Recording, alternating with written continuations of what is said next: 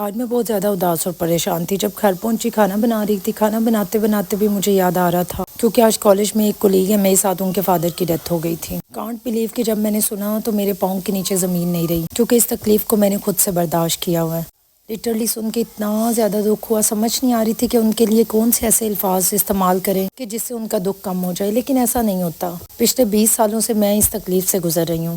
باپ کا سر پہ نہ ہونا ایک ایسی چھت کا چھن جانا ہے جس کے نہ ہونے سے آپ کو دنیا کی ساری مشکلوں کا سامنا کرنا پڑتا ہے، یعنی جتنے بھی طوفان ہیں، اوپر سے پڑنے والی ہر مشکل سیدھا آپ کے سر پہ آتی ہے کیونکہ چھت نہیں رہتی۔ جب میں نے ان کا سنا تو میں اتنا زیادہ سیڈ ہو گئی، بلکہ رونے سٹارٹ ہو گئی، کیونکہ مجھ سے بالکل بھی برداشت نہیں ہو رہا تھا۔ آج کا دن بہت مشکل سے گزارا کیونکہ پورا دن میں بیٹھ کے یہی سوچتی رہی کیسے سروائیو کریں گے، وہ کیسے لک آفٹر کریں گے، وہ کیسے ایک دوسرے کے ساتھ زندگی گزاریں گے۔ اور سب سے بڑی بات تو ان کے پاس تو اتنی ڈھیر ساری یادیں ہیں بابا کی، ہمارے پاس تو وہ بھی نہیں تھی کہ انہیں یاد کرنے کے لیے کچھ تھا ہی نہیں، اس لیے زندگی بس انہیں سوچتے سوچتے گزر گئی۔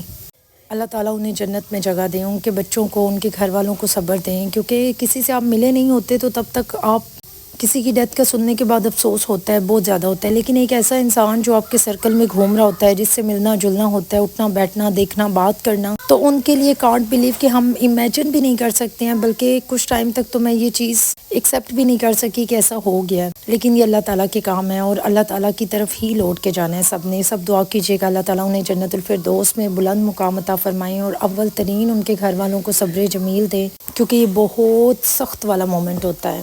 اتنی زیادہ پریشان تھی کہ کچھ سمجھ نہیں آ رہا تھا، اس لیے میں کیا کیا بول گئی، میں نے کون سی باتیں کی، مجھے خود سمجھ نہیں آ رہا۔ میں بس اپنی فیلنگز آپ لوگوں کے ساتھ شیئر کر رہی تھی اور ساتھ ساتھ کھانا بنا رہی تھی، اور کھانا بنانے میں بھی میرا بالکل بھی دھیان نہیں تھا میں کیا کر رہی ہوں، میں کیا نہیں کر رہی، بس میں ایک ہی بات کو بار بار سوچے جا رہی تھی، کیونکہ میں 20 سال پیچھے چلی گئی ہوں۔ وہ ساری میموریز جس طرح سے ہم نے اس چیز کو فیس کیا ہے وہ بار بار میرے سامنے آ رہی تھی۔